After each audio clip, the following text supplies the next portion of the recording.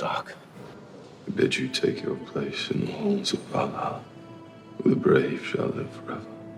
Nor shall we mourn but rejoice for those that have died a glorious death. Welcome back to ScreenCrush. I'm Ryan Airy, and I have a very special announcement for you a little bit later in the video. Thor: Love and Thunder finally gave us a very brief glimpse of Valhalla, the mythical Norse afterlife of legend, in its second post-credit scene, and revealed two MCU characters deemed worthy of spending eternity here. But that only made me wonder who else is in Valhalla, how did they get there, and what could this mean for the future MCU storylines? By giving us a tangible spiritual dimension where some of our favorite deceased characters now reside, like Odin, Skurge, and the Warriors 3, does that mean that they could return for more adventures from beyond the grave? And could this also lead to the resurrection of other dead MCU heroes like Pietro or Tony Stark? So I'm going to answer all of these questions as I go through all of the MCU characters likely chugging mead in the halls of Valhalla, including two Asgardian bad guys that probably belong in Hell, that other Viking afterlife. That's right, Hela and Loki have a shot at paradise, and possibly even the chance to come back from the dead. Or in Loki's case, come back from the dead again. And again. And again. But first, what even is Valhalla? Traditionally, it was a physical hall located in Asgard itself, made of steel and ruled by Odin, where the warriors who died in combat would spend eternity drinking and feasting and fighting with each other all day, every day, until the end of time. In the MCU, Asgard is a tangible realm, and Asgardians aren't actual deities, but highly advanced aliens. Until the end of Thor: Love and Thunder, we didn't even know if Valhalla actually existed. Now we know that it does, but as an astral dimension for the dead, much like the Wakandan ancestral plane in Black Panther, and the Field of Reeds in Moon Knight, and kind of the soul world we see in Infinity War. Basically, when you die in the MCU, you go to a heaven or hell based on the culture you're most associated with in life. They're all the same, but a little different. And it's likely we'll learn more about these astral dimensions and how they relate to each other in future MCU films and TV shows. It's ironic then that the first person we see reach Valhalla is actually Jane Foster, who is not only not Asgardian or a Viking, but she's not religious at all. She's very much a woman of science. There's even talk of Jane getting a Nobel Prize. Spoilers, by the way, but if you're watching this before you've actually seen Thor: Love and Thunder, then I can only assume it's because you like looking at me, in which case, this is for you.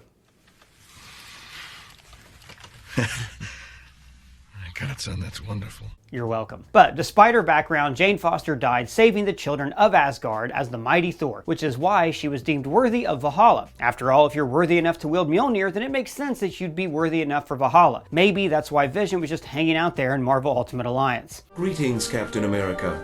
Welcome to Valhalla. Jane was greeted by Heimdall, similar to how he was the first to greet those taking the Bifrost. Heimdall, of course, died fighting Thanos and the Black Order aboard the Statesman, using the last of his strength to send Bruce Banner to Earth and warn the Avengers. Heimdall and Jane Foster are the only two people we see and that we're 100% sure made it to Valhalla. But chances are they've got a lot of familiar company, including half the Asgardian refugees that died alongside Heimdall. This is a good time to note that when Heimdall welcomes Jane, he calls it the afterlife for the gods. But remember that to the Norse peoples of Earth who worshipped Odin, all Asgardians were technically gods who lived up in the heavens, not just the ones with days of the week named after them like Odin, Thor, and Frigga. Now, not every Asgardian is as gifted at fighting as Thor is, but even Asgardian farmers, scientists, and actors are aliens with super strength and extended lifespans, and chances are they fought the Black Order valiantly before being killed, earning their spots in Valhalla. It's a bummer to think that these Asgardians were killed by Thanos very shortly after surviving Ragnarok, the complete destruction of their homeworld by Surtur. Three warriors who did not survive Ragnarok were the Warriors 3, Fandral, Volstagg, and Hogun. Fandral and Volstagg were killed by Hela as she stormed Asgard, and Hogun died not much later after making a last stand against the goddess of death. Hogun was actually a Vanir from the realm of Vanaheim, but considering that he died heroically defending Asgard, he likely was granted access to Valhalla just like Jane Foster, along with Fandral the Dashing, played by Zachary Levi,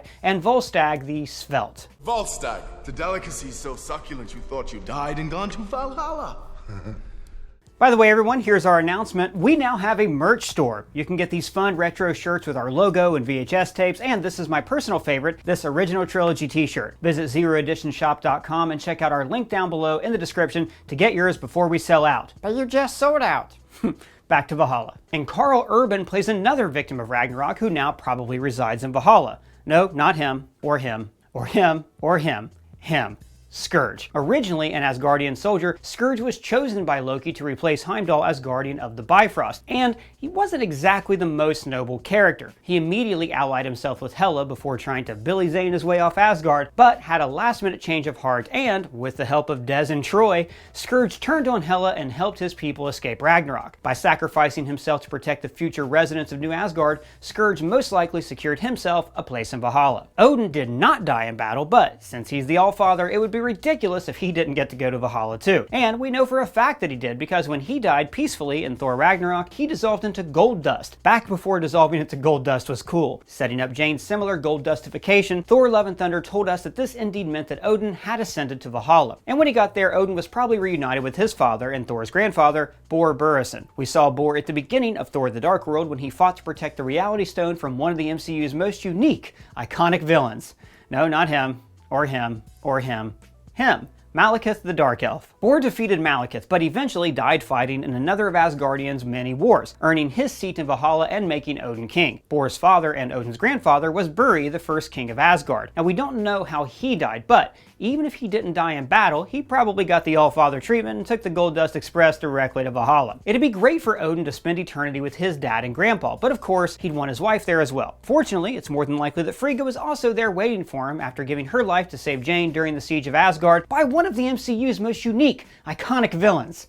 No, not him. Him again. Malekith. Frigga nearly defeated Malekith before being stabbed in the back, giving the future mighty Thor a chance to escape. Malekith's men also did a lot of damage to the Edenhar, that's the warrior class of Asgard. They were led by the Blackfish, Tyr. In the comics, Tyr is the Asgardian god of war, the Norse counterpart to Ares and Mars. He's also the son of Odin and brother of Thor. Now in the MCU, unless there's some scandalous Jerry Springer stuff going on we don't know about, Tyr is definitely not Thor's brother, but he would presumably still have some leadership role in New Asgard if he were still alive. Since we haven't seen him since Thor the Dark World, he's presumed to have died either during Hela's attack or Ragnarok or some other battle before Asgard was destroyed. Unless Loki, disguised as Odin, saw Tyr as a potential threat and banished him off-world before Surtur blew it up, in which case, perhaps he'll make a surprise return. So with all this talk of Ragnarok and Hela's conquering of Asgard, it would be silly to suggest that she would be in Valhalla, right? Not so fast. Despite her definitely being a big bad and literally having hell in her name, she did die trying to defend Asgard from Surtur's destruction. If the rule is that those who die in battle for Asgard gain access to Valhalla, Hela makes the cut. And it's not totally crazy either, because the other end-credit scene in Thor Love and Thunder seems to be setting up a Thor 5 where Thor must fight Zeus, Hercules, and other powerful gods. If that's the case, Thor will need all the help he can get, not just from the Avengers, but from the other gods who are on his side. And now that we've seen still living mortals in the MCU reach astral planes in return, we could see Thor traveling to Valhalla while still alive and recruiting an army of the dead to fight Zeus and Hercules. And Hela might just be the best person for this job, considering how powerful she is. Thor 5 could see Thor using the blood is thicker than water argument and actually ally with his sister in the same way he teamed up with Loki to defeat Malekith, and Hela herself. Speaking of Loki, if Hela can make it to Valhalla, then it's safe to say so can he. That's right.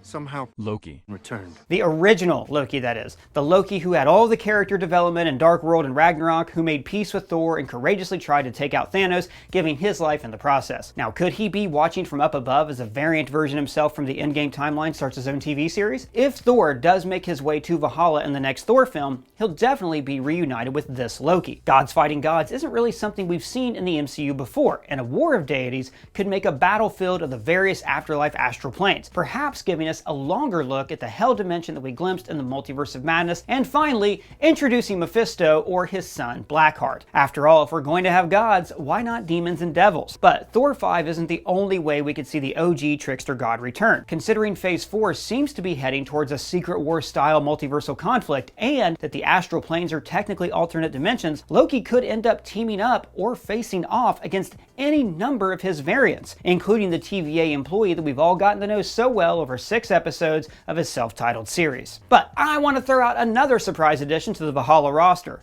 Tony Stark. But he is neither Asgardian nor a god. But Tony was a god. Hear me out. Tony did die in defense of Asgard and the Nine Realms. He avenged the deaths of thousands of Asgardians by finally destroying Thanos, and he saved Asgard from destruction by stopping Thanos before he could snap away existence. But more importantly, Tony achieved godhood in his final moments. In the comics, whoever wears the Infinity Gauntlet becomes master of the gems and is essentially omnipotent. The movies powered down the gauntlet a little bit, but Thanos still achieves godhood. Remember, Ebony Maw even says, "No other being has ever had the might to wield not one, but two Infinity Stones." And Tony wielded all 6. For a few moments at least, Tony Stark was one of the most powerful beings in the universe, and he became a god. In fact, the only reason Tony wouldn't be in Valhalla is because maybe he's in a different afterlife, like Soul World. We even saw him in Soul World in an in-game deleted scene. I'm scared of me mistake.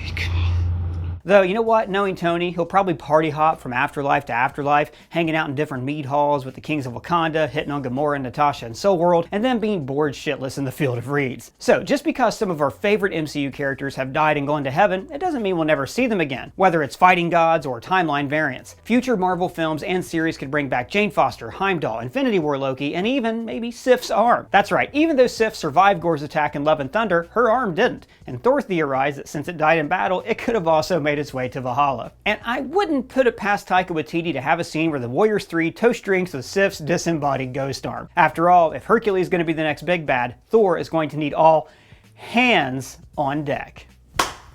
Thanks for watching, everybody, and just a reminder, please check out our brand new merch store. Help us support the channel. And we want to hear from you guys down in the comments below, or you can always at me on Twitter. And if it's your first time here, be sure to subscribe, smash that bell for alerts. For ScreenCrush, I'm Ryan Airy.